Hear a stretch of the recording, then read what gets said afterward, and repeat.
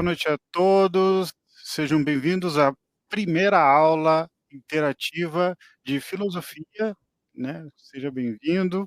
Hoje, a gente vai começar a aula interativa, falando um pouco sobre, crítica da razão Tupiniquim, que é uma excelente obra aí, que o professor vai abordar dentro da disciplina de Fundamentos da História da Filosofia no Brasil, tá? Então, como eu sempre falo, aproveitem para trazer as suas dúvidas, os seus questionamentos, para a gente construir junto essa aula interativa, né, para a gente poder interagir. Então, sejam bem-vindos e bem-vindas. Boa noite, professor. Tudo bem? Boa noite, professor Guilherme, caros e caras estudantes. É uma satisfação conversar com vocês nessa noite, né? Trazer um pouquinho aí do também a proposta, né, de vocês terem uma disciplina que trate de alguns fundamentos da história da filosofia no Brasil. E essa obra, né, do Roberto Gomes, que é de Blumenau, nasceu em 1944, ele se Então, formou em filosofia aqui em Curitiba, né, na Pontifícia Universidade Católica, foi professor da Universidade Federal do Paraná e, e também escreveu, né, contos, foi no jornalista, o pai dele era jornalista. Ele tem esta obra, né, que é um, um esforço mesmo para discutir a necessidade de uma filosofia brasileira, de uma filosofia nossa, para além de uma filosofia que está no Brasil, né? Há uma filosofia entre nós, como ele diz, a filosofia entre nós, essa dos livros, das dissertações, das teses, que está nas universidades, mas muitas vezes discute o quê? Temas alheios às nossas necessidades, aos problemas genuinamente, às questões genuinamente brasileiras que precisam ser levadas a sério. Eu preparei aqui um material para a gente, deixa eu colocar aqui, um material sobre, então, esse livro do Roberto Gomes para a nossa aula, Crítica da Razão Tupiniquim. A primeira edição é de 1977, até onde eu sei, tem uma edição de 2008, que está a capa aí, que é a 14ª edição, né?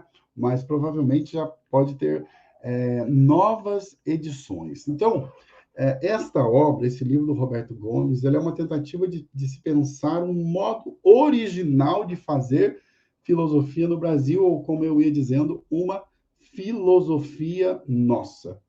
E aí, logo no início do livro, ele já tem essa discussão. Veja, filosofia é um tema para se pensar em sério ou para encará-lo de forma séria. Então, eu posso dizer assim que uma pessoa é séria, ou seja, uma pessoa que anda dentro das normas, que segue as leis, ou alguém, como o próprio Roberto Gomes explica no livro, né, alguém de que você não espera que ela venha fazer algo fora daquilo que são as regras, as normas sociais, ou mesmo o direito consuetudinário, né, as normas do dia a dia. Agora, ele fala que tem uma diferença muito grande entre ser sério, né, e levar a sério as coisas. E este talvez seja, diz Roberto Gomes, um dos nossos grandes problemas. Por quê? Porque, olha, nós somos até conhecidos pela nossa, bastante conhecidos, inclusive pela nossa capacidade de fazer piada com as coisas, né? Ou fazer piadas com as coisas, de dizer assim, por exemplo, vamos deixar como é que tá vamos deixar como está para ver como é que fica, não liga não, né? Nem esquente a cabeça, que dá-se um jeito, enfim, nós então com esse tipo de atitude, acabamos por não fazer uma reflexão realmente séria ou até mesmo não tornar os nossos problemas, os nossos problemas genuínos, problemas de fato filosóficos, ou seja, problemas que mereçam atenção e reflexão filosófica, ou como diz Roberto Gomes, será que esse próprio título, né, que ele discute logo no início do, será que esse título pode ser levado a sério? Né? É um título para provocar, é um título para incomodar, mas como diz ele, será que esse título, esse tema, ele seria tema de uma tese defendida na Sorbonne ou em alguma universidade na Alemanha, já que a Alemanha, o alemão que é considerado aí uma língua genuinamente filosófica, né? Para o Roberto Gomes, esses são alguns equívocos, né? Que inclusive estão aí na cabeça dos intelectuais brasileiros, né? Como se nós não pudéssemos ter ou desenvolver uma filosofia genuinamente nossa, porque isso seria privilégio, então, dos europeus ou de outros países mais avançados. Então, olha, ele diz, valoriza-se mais a forma como se diz do que aquilo que se diz. E aí, o que a gente faz? A gente reproduz padrões que já são considerados consagrados. Porque aqui tem o que presente? A necessidade de ser reconhecido. Então, para ser reconhecido, o intelectual brasileiro acredita que ele precisa dominar esses conceitos que já são consagrados na filosofia, dominar a forma de filosofia, desde da lógica formal, as correntes filosóficas ou as correntes epistemológicas. E na prática, o que acontece? O falar, o escrever, o pensar se tornam, então, atividades extremamente rígidas e formalizadas. Ou seja, somos muito criativos e fazemos piadas, né, no dia a dia, na vida, mas na hora de filosofar, nós não levamos a sério os nossos problemas, mas assumimos a atitude de homens sérios, de pessoas sérias. Opa, agora é a hora da filosofia, agora é a hora de coisa séria. Mas não é a coisa que fica séria, sim. O brasileiro, nós, eu, você, nós ficamos sérios. E aí, por exemplo, as piadas parece que não podem se tornar objeto de filosofia ou do filosofar. Para o Roberto Gomes, né, vocês estão vendo aí na imagem, homem sério é a expressão da razão ornamental. O que significa isso? Né? Que conceito é esse? Muito próprio do Roberto Gomes. Veja, razão ornamental, ou seja, eu tenho domínio, então, da história da filosofia, dos conceitos filosóficos, da metafísica, da teoria do conhecimento, e não significa que isso não seja importante. Contudo, os problemas brasileiros, ou as questões que são genuinamente brasileiras, elas não são abordadas. E aí, para ele, olha, o que acontece? Mais do que filosofar, a gente acaba delirando por tratar de temas que podem ser muito importantes para um europeu do século XVIII, por exemplo. Mas, para nós, talvez aquilo não signifique de fato nada. E mais do que isso, né, como escreve o Roberto Gomes, eu acho que eu coloquei na sequência aqui, né? Esse filósofo brasileiro que consegue explicar tudo sobre a filosofia alemã do século XVIII, talvez não enxergue um palmo na frente no nariz, se o que precisa ser abordado for a realidade brasileira. Então, uma razão ornamental, porque ela segue os cânones da filosofia, ou seja, segue as regras, os conceitos, aquilo que é consagrado, conhece Kant, ou conhece lá Platão, Aristóteles, né? Conhece Descartes, mas talvez não conheça romances ou romancistas brasileiros, ou músicos brasileiros, ou não conheça a própria cultura nacional, não assim superficialmente, né, de ter ouvido falar, mas com profundidade, por exemplo. Né? A própria obra, né? Quantos de nós, né, ouviu pela primeira vez falar da crítica da razão tupiniquim. Eu ouvi falar da crítica da razão tupiniquim no curso de filosofia, na disciplina de história da filosofia no Brasil. Antes disso, por exemplo, no ensino médio, ou tudo bem que agora tem a internet, a gente tem mais acesso às informações, mas nenhum professor, por exemplo, no ensino médio, falou de filósofos brasileiros e muito menos da crítica da razão tupiniquim, né? Para o Roberto Gomes, então, o que, que acontece? O sério sufoca o pensamento brasileiro. E a prática daí, ela se torna algo completamente desligado da nossa própria realidade. Então, não é importante, por exemplo, falar do imperativo categórico do Kant, né?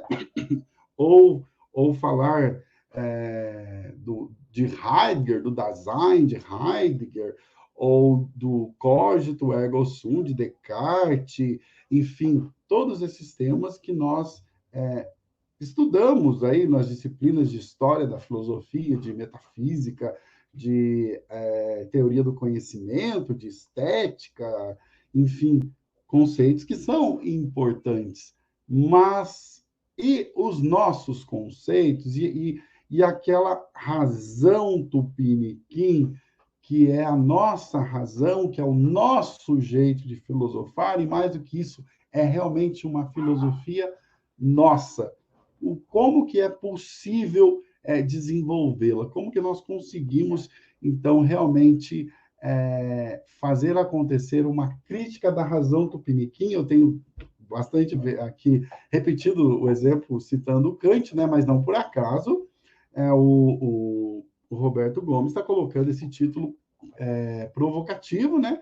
Justamente para fazer menção às 3 críticas do Kant, né? A crítica da razão pura, a crítica da razão prática, a crítica do juízo. Então, aí você tem tanto a filosofia, a ética, né? A filosofia do conhecimento, ou melhor dizendo, a teoria do conhecimento, o aspecto prático da vida, na questão aí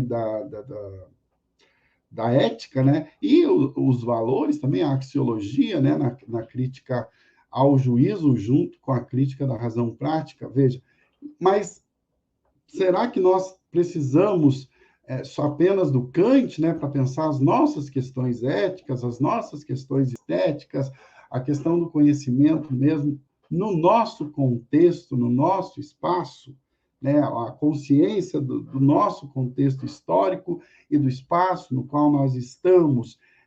Basta apenas reproduzir isso, né, ser assimilacionista de uma filosofia externa e o nosso pensamento e a nossa filosofia. Professor Guilherme, nós temos algum comentário, nós temos alguma participação, alguma pergunta, por gentileza? Ainda não, mas reforço, né, façam suas perguntas, né, aproveitem aí para ali tirar suas dúvidas, né, e o Christian está perguntando se a aula ficaria gravada. Vai ficar gravada. E para gerar uma interação, professor, eu vou perguntar para os alunos, na opinião deles, quais são os temas que vocês acham que a filosofia brasileira, em cima da crítica da razão tupiniquim, deveria trabalhar, né? Então, mande suas perguntas, né? Evidente, mas mande também a sua opinião, né? Para uma filosofia brasileira, quais deveriam ser os temas trabalhados aqui do nosso país, né? Então, vai pensando e manda aí no chat, tá? É isso, professor. Muito bem. Vamos avançando aqui, então, né? Discutindo um pouco, então, da crítica da razão tupiniquim. Então, entender bem aqui, qual que é o sério que sufoca o pensamento brasileiro?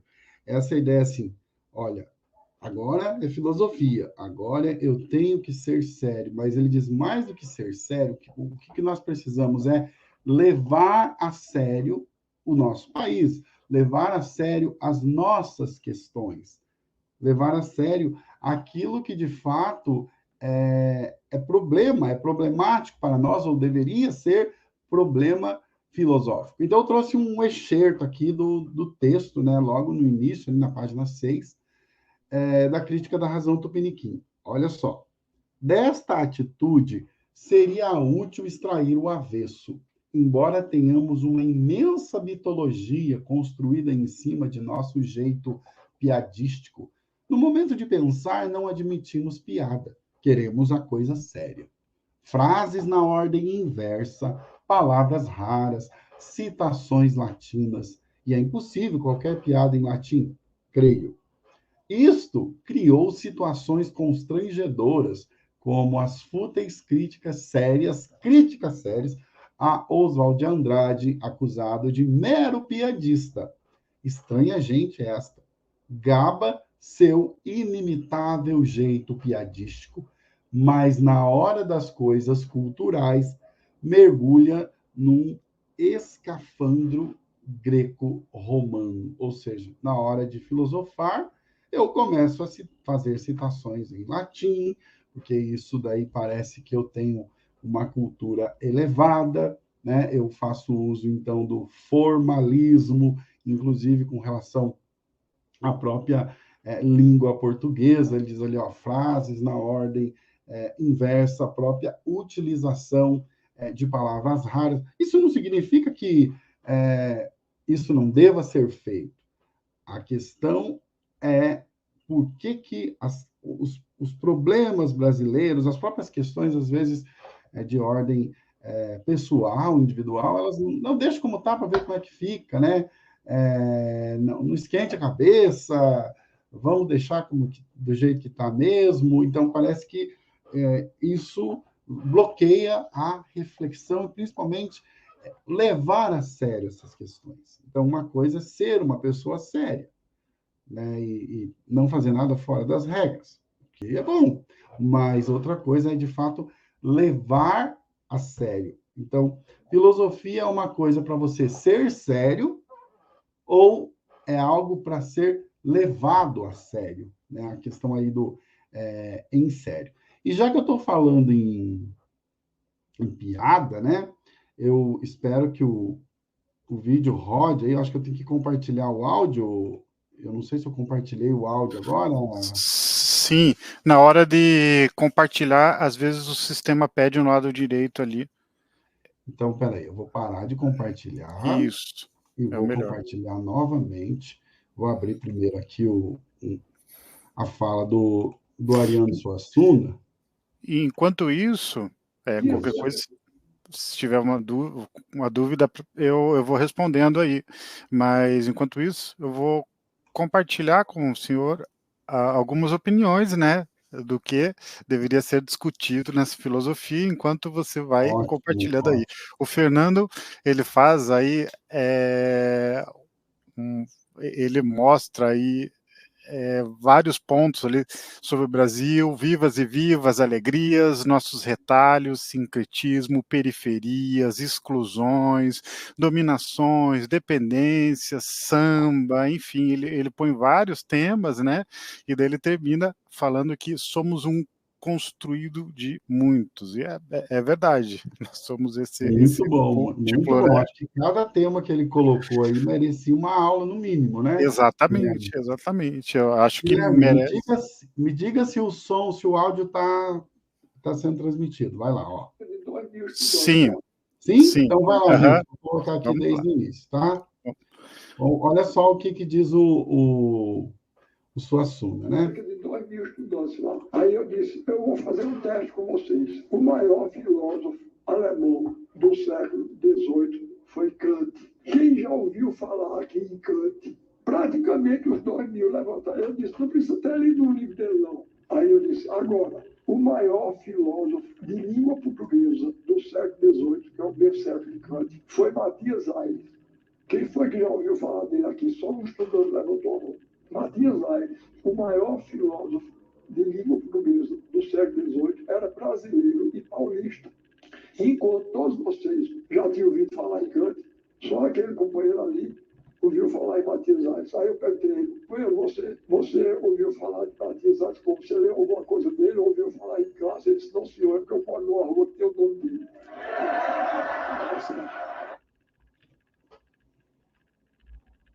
Muito bem.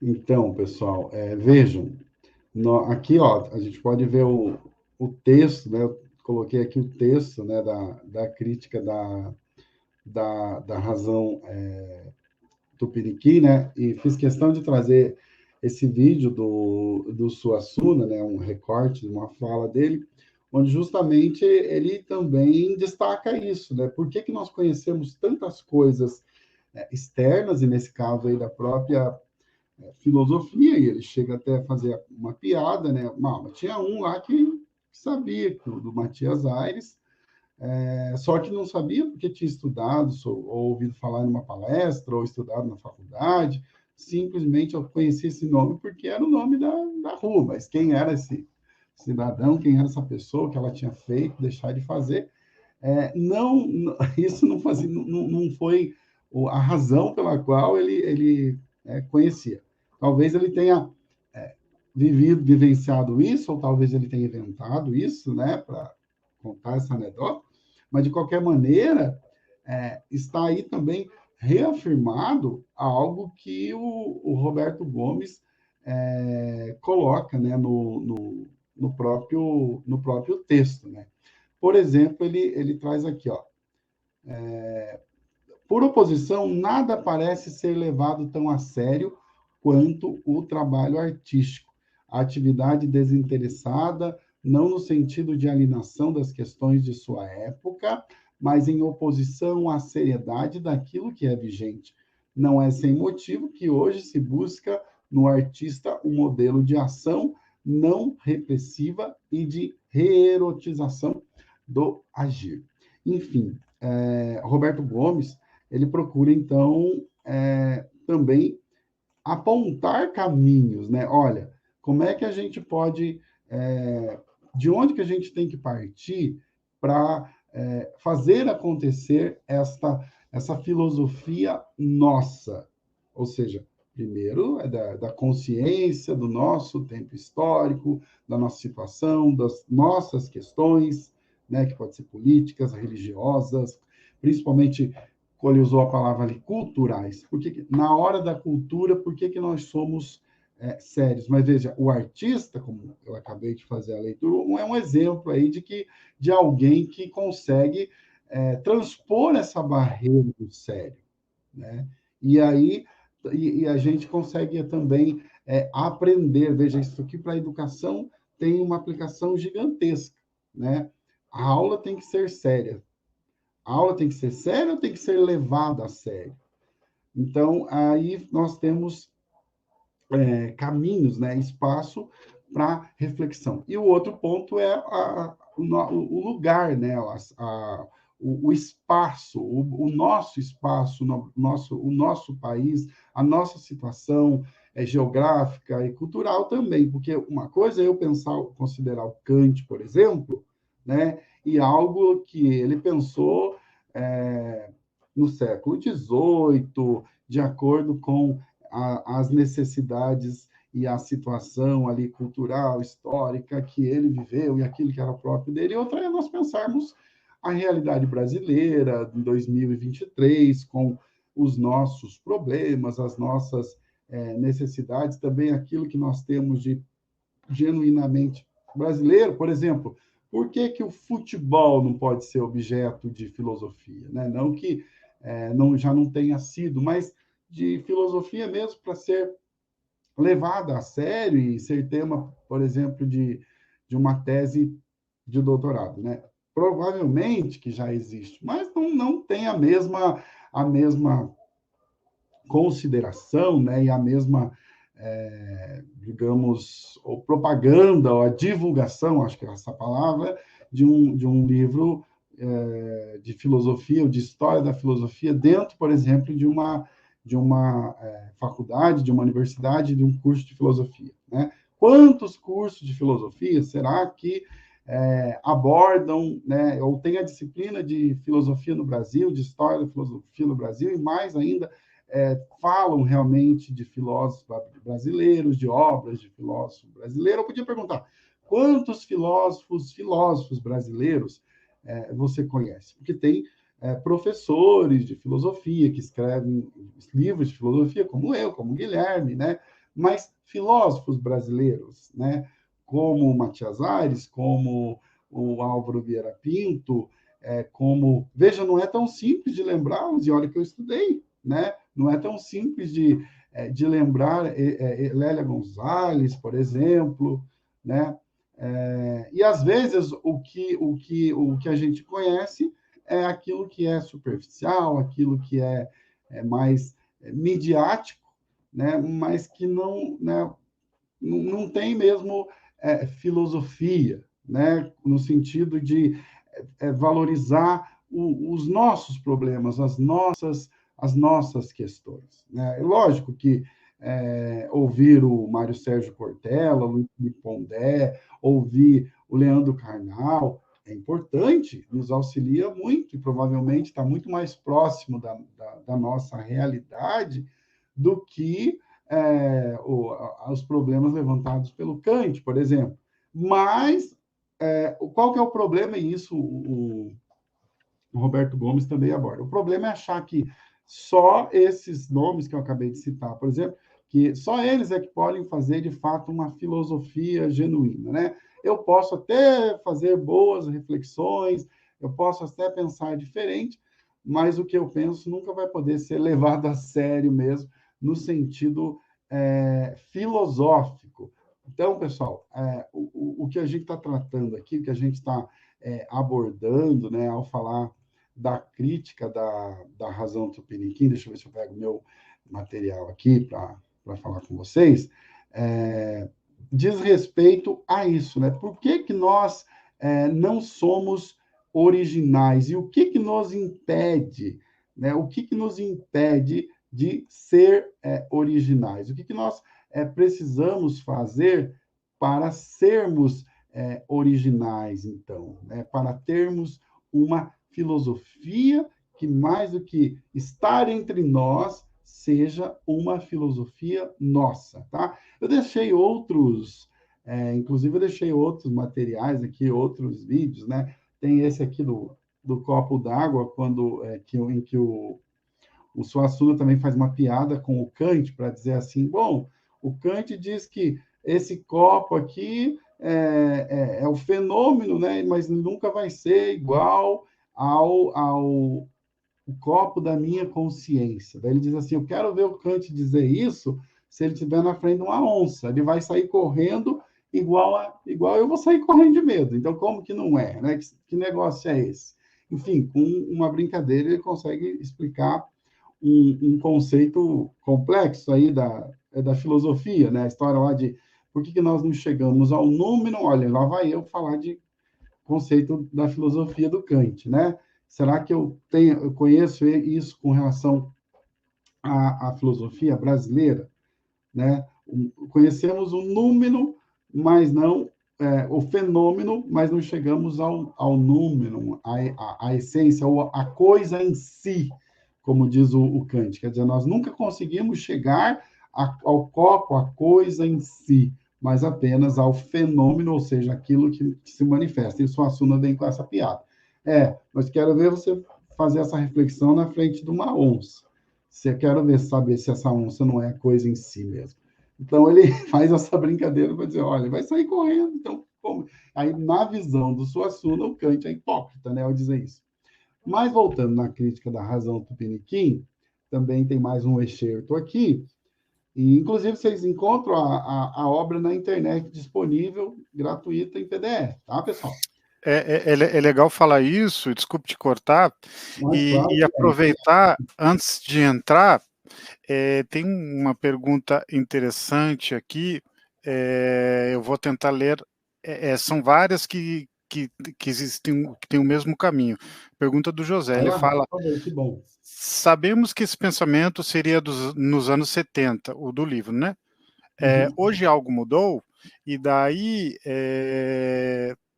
a Rafael também fala uma coisa que vai nessa direção, como a obra lançada em 1970, qual dos conceitos ainda fazem sentido nos dias de hoje, quais outros conceitos precisam ser acrescidos, né?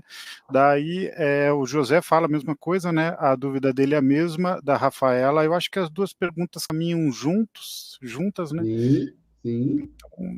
O Arnaldo fala também sobre o contexto histórico social do livro que foi escrito, né? Como pode ter influenciado o autor. Eu acho que as 3 perguntas estão ali, né, professora?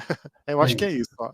E aí, eu estou com, inclusive, né, eu estou com uma resenha aqui, professor, né? Acho que dá para mostrar aqui, ó. Essa resenha é de 2019. Uma resenha sobre o livro que eu estou mostrando para vocês, do Adriano Negres. Primeiro parágrafo da resenha. Olha só. O livro Crítica da Razão Tupiniquim, escrito por Roberto Gomes e publicado no ano de 1977, pode ser considerado uma forma de expor a maneira pela qual a filosofia vem sendo produzida no Brasil. Aparentemente, o texto escrito ainda no século passado poderia vir a ser considerado anacrônico, ultrapassado. No entanto, a proposta crítica de Roberto Gomes para a construção de um pensamento filosófico genuinamente brasileiro ainda tem espaço e vigor, principalmente no circuito acadêmico, lugar onde se reproduz os problemas históricos e os cânones filosóficos europeus, muitas vezes sem qualquer barragem crítica.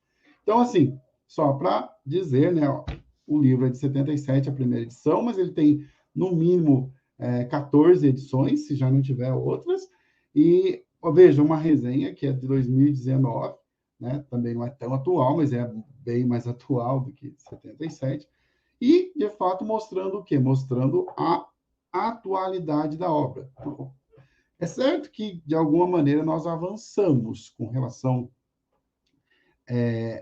à filosofia, a considerar os problemas brasileiros, a pelo menos trazer isso, né?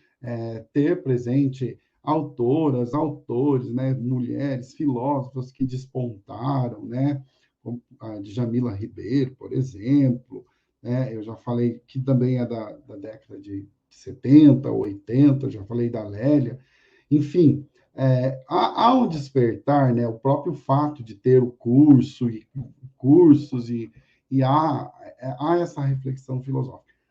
Porém, ainda nós reproduzimos muito, né, aquilo que é próprio da filosofia europeia, e o nosso pensamento está por fazer, né?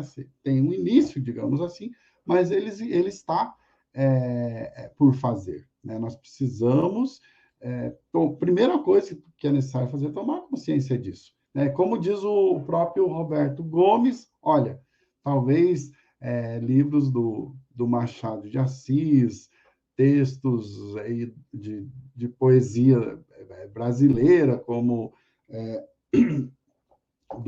da nossa cultura, possam nos dizer muito mais do que às vezes essas obras filosóficas que têm a sua importância, né? Uma poesia do Fernando Pessoa, por exemplo, né? Ou o Machado de Assis e os seus romances, a música popular brasileira, Noel Rosa, o filósofo do samba. Então, é importante pensar isso. Ah, mas por que o professor está falando isso? Ou por que trouxe esse elemento? Olha, seja na licenciatura, no bacharelado, enfim, os elementos culturais é que precisam fazer parte das nossas reflexões, das nossas aulas, porque isso, além de enriquecer, traz a gente para o nosso contexto, para o nosso espaço, portanto, para as nossas problemáticas.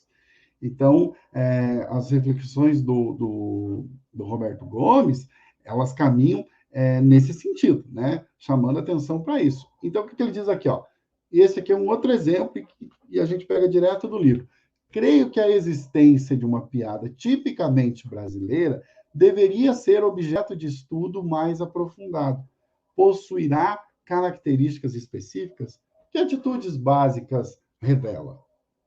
Uma saudável maneira de suportar um existir humilhado? o modo de estar acima daquilo que amesquinha o nosso dia a dia? Talvez sim, certamente sim. Uns reagem com dramaticidade, tragédia e muito sangue. Ocorreu-nos reagir com riso.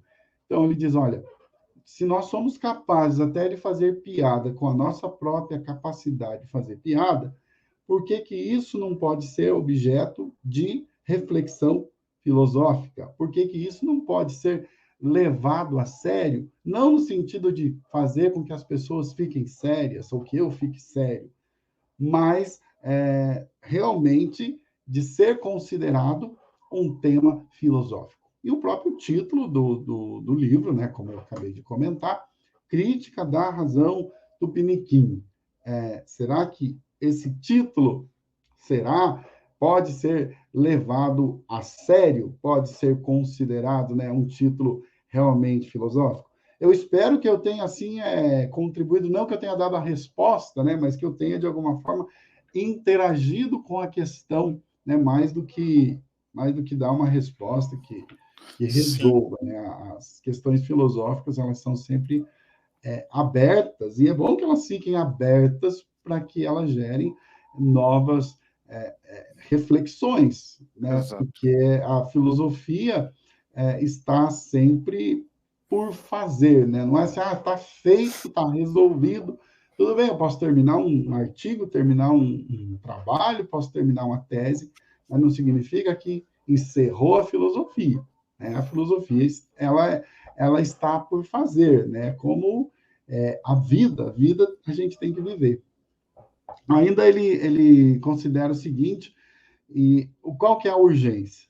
A urgência é para nós termos um pensamento original, ou seja, não esperar que a nossa filosofia original ela vai vir a partir de uma solução que seja estrangeira.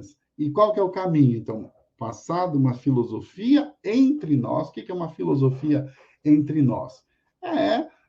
Ter, por exemplo, nós temos livros de filosofia que tratam de história da filosofia, que tratam de epistemologia, que tratam de metafísica, inclusive são livros escritos por brasileiros, né? Mas nós precisamos passar por uma filosofia nossa, ou seja, uma filosofia que aborde filosoficamente as nossas questões. Então, se trata de assumirmos a responsabilidade com o nosso pensamento crítico e com o próprio povo brasileiro, né? O brasileiro é piadista, mas daí ele pode ser levado a sério? Ah, mas ele não é sério. Então, parece que para ser levado a sério, você tem que ser sério. E ser sério, né, como explica aqui Roberto Gomes, então você seguir o cânone, ou seguir os cânones filosóficos, ou seja, reproduzir aquilo que já é consagrado, aquilo que já é considerado como a verdadeira filosofia, ou a filosofia mais elevada, a filosofia certa. Para ele, a filosofia brasileira, para o Roberto Gomes, só poderá existir como pensamento filosófico quando se tornar uma investigação ao avesso da seriedade vigente. Então, é preciso superar esse academicismo, ou como está colocado ali, retirar de nossas costas o peso de séculos de academicismo. Ou seja, ter o domínio das categorias, dos conceitos, conhecer a história da filosofia é importante. Não é que nós vamos jogar tudo isso fora, mas nós precisamos fazer acontecer uma filosofia que seja uma filosofia nossa, uma filosofia que considere os nossos problemas. Se há necessidade de inventar, né, inventar e dizer uma palavra muito forte, né, talvez seja assim um delírio até, mas se nós precisarmos desenvolver, então, conceitos que expliquem a nossa realidade, expliquem a nossa situação, né? E não apenas uma piada para nos impedir até de refletir com profundidade sobre os nossos problemas. Para ele ainda Filósofo brasileiro, esse exemplo eu dei, né? Capaz de pensar o século XVIII europeu e todas as suas elucubrações metafísicas, não é capaz de enxergar um palmo diante do nariz. Ou seja, eu faço uma reflexão totalmente alienada da minha realidade, da minha situação histórica, social, geográfica, né? Mas por quê? Porque se eu fizer dessa forma, eu acredito que serei reconhecido, né? Que eu serei considerado, nossa, ele consegue, olha, ele sabe alemão, ele sabe latim, ele sabe uma língua estrangeira, ou sabe inglês, né? Ele conhece esses autores. Não é importante isso? Claro que é, mas veja, e as nossas questões? Por que elas têm que ser consideradas inferiores ou até desconsideradas ou então entendidas como não sendo questões que mereçam ser tratadas, levadas a sério numa perspectiva filosófica? O que faz o sério, então, nesse sentido de ser sério? Sufoca o pensamento brasileiro, faz com que nós tenhamos uma razão que seja apenas ornamental, ou seja, é uma razão aparente, que faz citações em latim, que faz citações bonitas, mas que não discute os nossos problemas, como, por exemplo, a desigualdade, os 300 anos de escravidão, a ideia, a noção, o entendimento que a desigualdade não é uma coisa natural, e aí por diante, né? O preconceito, o racismo, essa sociedade de classes, mas que tem castas, né? E que é profundamente desigual, que atrapalha o nosso desenvolvimento, né? As questões religiosas também, né? Ou a falta de consideração e respeito também pelas religiões e a diferença, como se o país fosse um país... eu estou ultrapassando o tempo, me desculpe. Exato, professor. Então, são questões que precisam ser tratadas, levadas a sério, professor Guilherme, e eu agradeço a atenção de vocês. Nós que agradecemos e muita gente colaborou, né? A gente não vai conseguir falar, mas muita gente tocou justamente no assunto, né? Falar sobre os povos originários, os povos que foram sequestrados, né, nesses 300 anos, né, de escravidão, entender liberdade, muitas colaborações, então eu agradeço a todos, né? Mas infelizmente a gente vai ter que parar por aqui, mas não se esqueçam que a gente tem uma segunda aula em um outro link que a gente vai falar sobre leitura e organização dos estudos, né? Então, venham com a gente, né? Para a gente aprender um pouco sobre leitura, sobre escrita e sobre construção aí de pensamento. Muito obrigado, professor, e seguimos aí. Obrigado, professor Guilherme, obrigado pela atenção de vocês, e olha, recomendo a leitura da obra, né? Porque mais importante do que a minha visão é realmente a leitura de vocês e as reflexões de vocês. Obrigado.